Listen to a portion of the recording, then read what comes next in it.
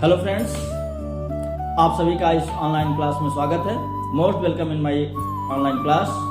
आज हम लोग संवैधानिक विकास कॉन्स्टिट्यूशनल डेवलपमेंट के अंतर्गत हम लोग देखेंगे cabinet mission report, implementation of cabinet mission. पिछली क्लास में भी इस पर कुछ चर्चा हुई है, इसलिए बहुत पीछे नहीं जाना है। आज हम लोग इसके रिपोर्ट पर ही देखेंगे क्या क्या चीजें हैं। देखिए,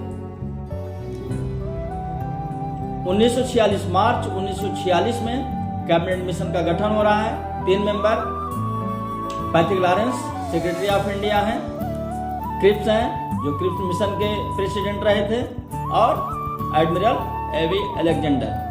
3 लोगों को भेजा जाता है और ये लोग मार्च में दिल्ली आते हैं। धीरे धीरे प्रोसेस चलता है, बातचीत सारा कुछ होता है। यहाँ पर सारी चीजों की वो लोग जानकारी लेते हैं और मई 1946 में रिपोर्ट आ रही है। और रिपोर्ट आने के बाद देखा जाता है कि रिपोर्ट 4 पार्टों में बटी हुई थी। एक तो ये था कि जो भावी भारत का जो संविधान है वो कैसा होगा, उसकी संघात्मक व्यवस्था किस ढंग की होगी, उसमें विधायिका कार्यपालिका की व्यवस्था कैसी होगी, और जो सांप्रदायिक समस्या है भारत में उसका निपटारा कैसे किया जाएगा, जो स्टेट हैं उनकी कैटेगरी क्या क्या होगी। तो इस ढंग से कुछ चीजें पहले पार्ट में रखी गई थी। दूसरे पार्ट में था कि जो संविधान सभा का गठन होगा, जो प्रांतीय विधानसभाएं 1935 के शासन के तहत क्या निर्वाचित हुई हैं, उनके माध्यम से जो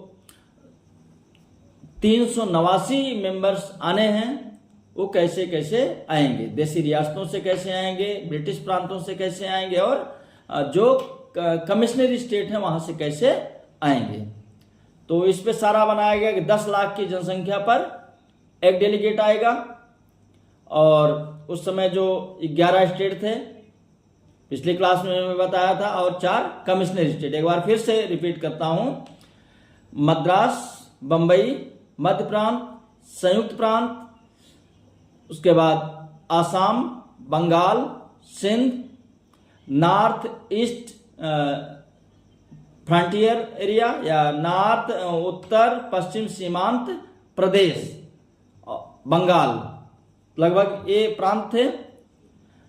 4 कमिश्नरी स्टेट जो थे उसमें दिल्ली था, अजमेर मारवाड़ था, ब्रिटिश बलूचिस्तान